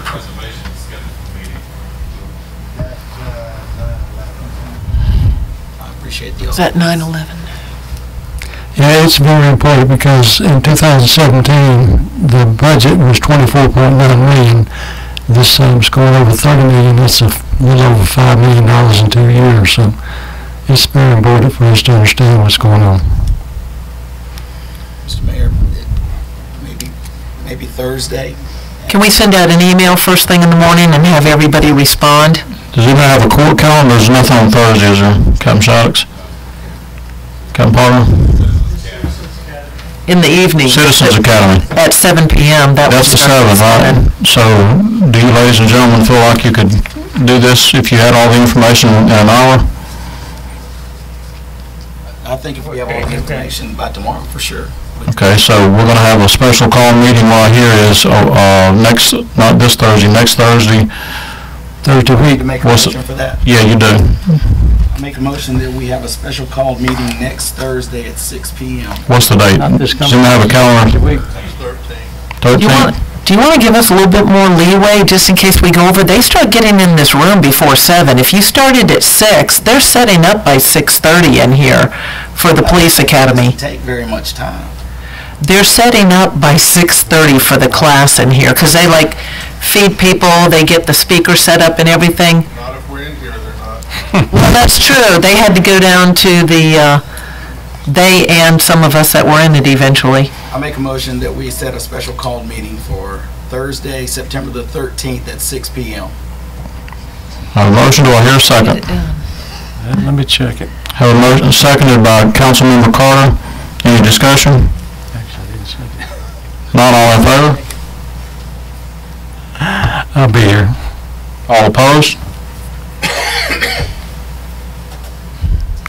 Councilmember Marchman and McPherson, are y'all gonna vote, or?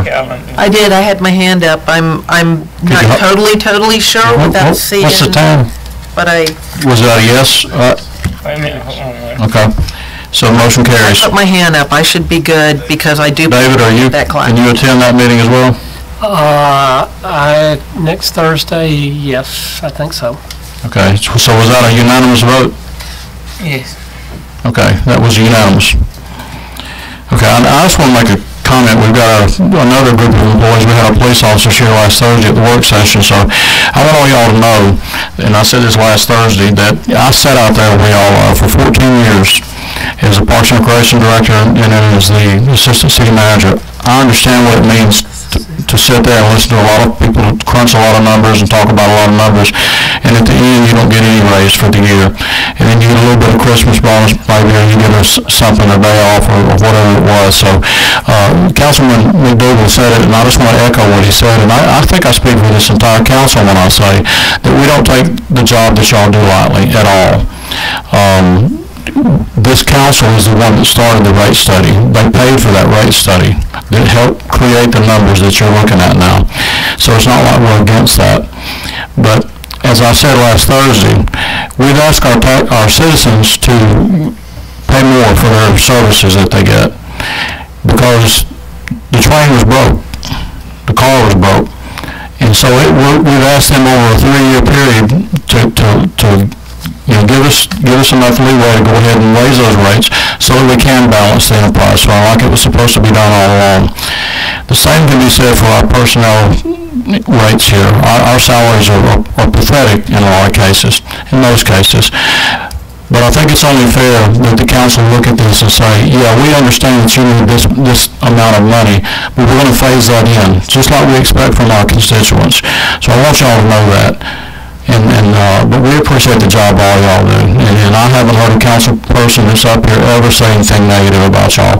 We're all for everything that you do, and I just wanted you to hear that from me. Any other comments?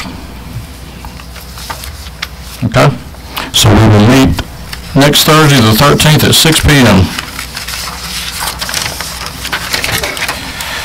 Tab D, City Manager. Item D, we discussed in work session briefly. This concerns the limit that council set on multifamily development at 30% of the total number of single-family detached units. My recommendation today continues to be that we abolish that limit and that we rely on our zoning process to govern how many multifamily units we have in the city. I'm ready to move. I move that we remove the 30% restriction on multifamily housing. Second. Have a motion and a second. Any discussion? Not all. Were you going to say something? My only question is the zoning plan back in the budget that we might be using to control this? Remember you wanted was it a zoning consultant? Because we're saying we're going to remove that 30, but we're going to control the building with the zoning. But we have zoning measures. We have zoning measures in place with the UDC that will govern this. Okay, thank you. The answer is yes, though. We put the 70 back in. We did. Okay, all right. Any other questions or comments? It was a simple answer, one. Now I have a motion and a second. All in favor? It is unanimous. City Manager's Report, Mr. Barber. Thank you, Mayor. All right. So one thing that's changed officially that we have talked about for some time, when the GDOT funding was pulled out of 2018 for the North Loop, it was put in tentatively at 2027, and I've been told by the engineers that it is now officially changed to 2024. So I don't know if that's a whoopee or not. Anyway. And the second thing that we talked about last month that has moved along a little bit is the utility relocation at 61 in Punkintown. So we've talked about needing to do that. We couldn't figure out a route because of the rock, but we've determined that. You guys have allowed us to purchase ground penetrating radar, if you'll recall, which helped us to accomplish that. And in this agenda, in this council meeting, y'all have approved for the design of that project, that utility relocation. So staff appreciates that because we're as anxious to get that project going as the... And that project is? The name? Did you say it? Of the... You said utility relocation, but what is the project? I'm talking about 61 in Punkintown. Roundabout. Roundabout. Yeah, the roundabout.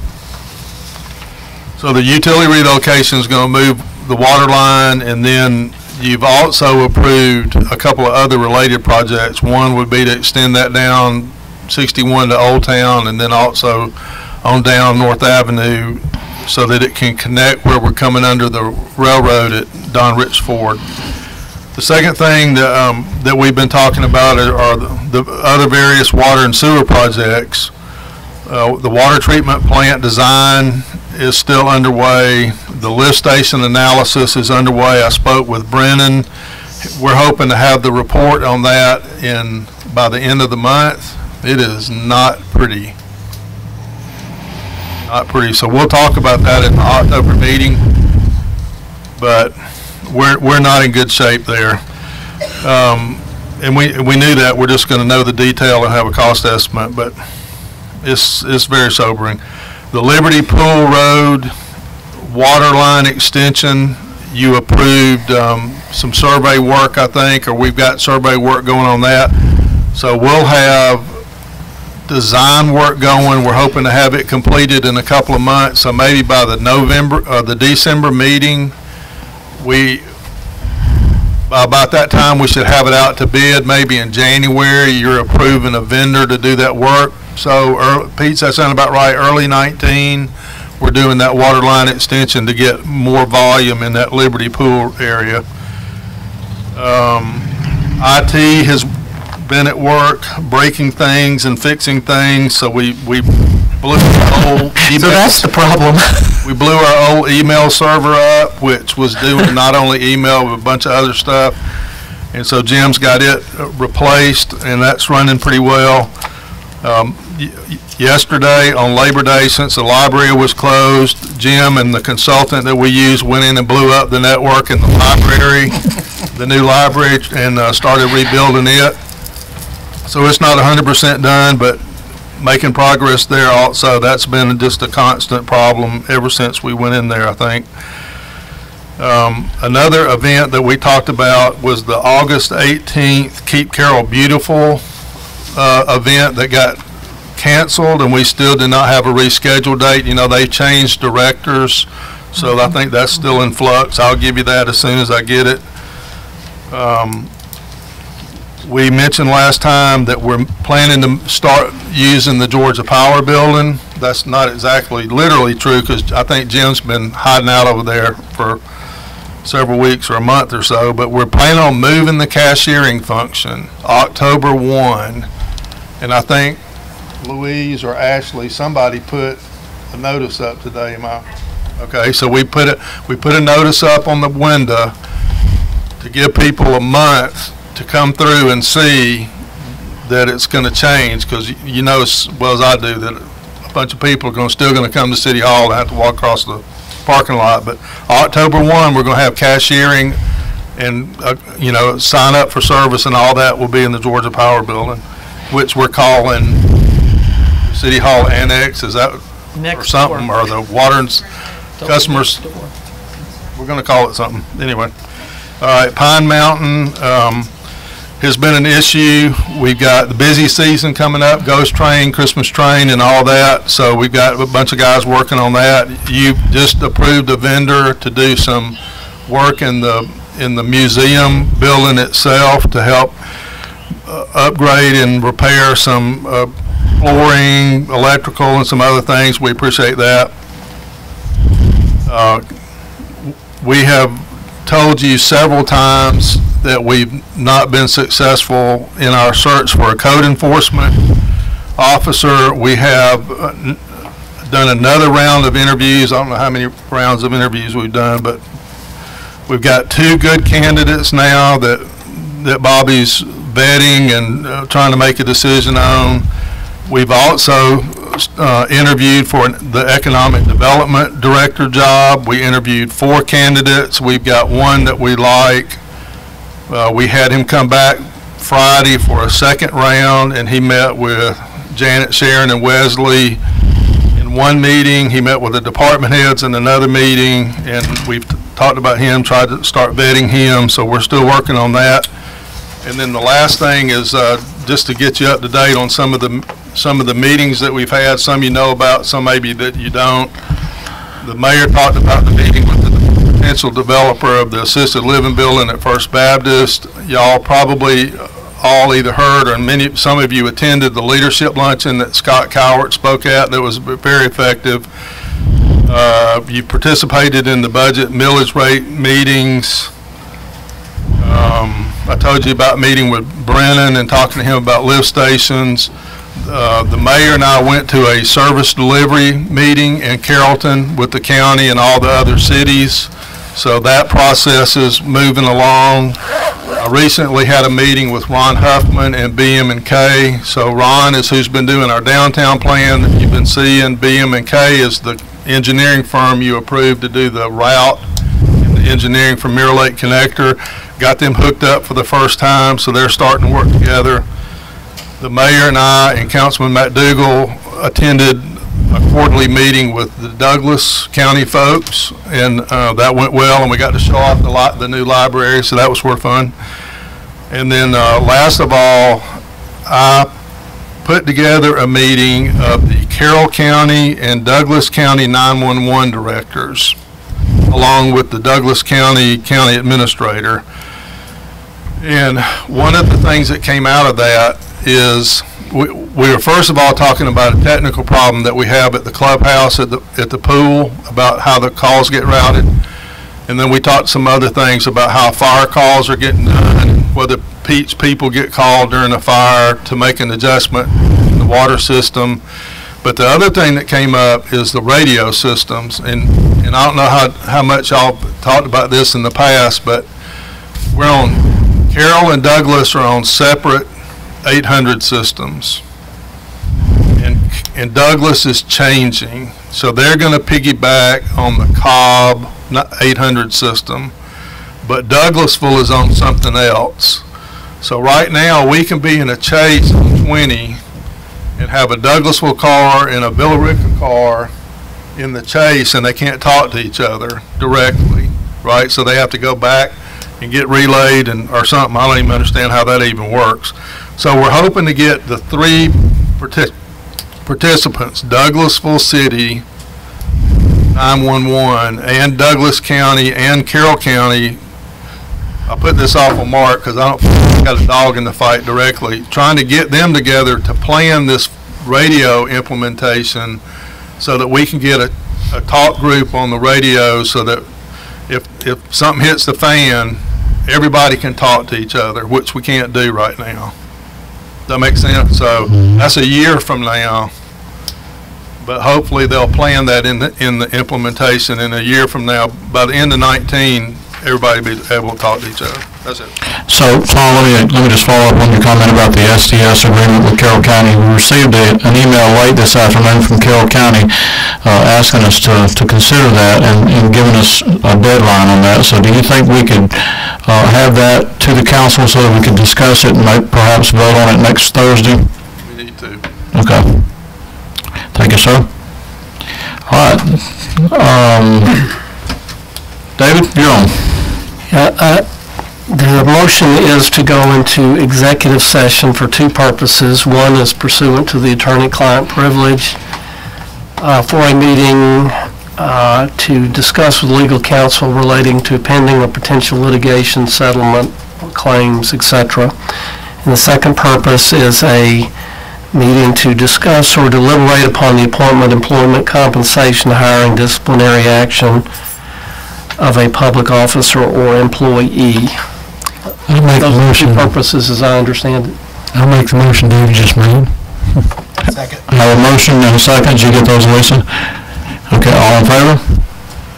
We are in executive session.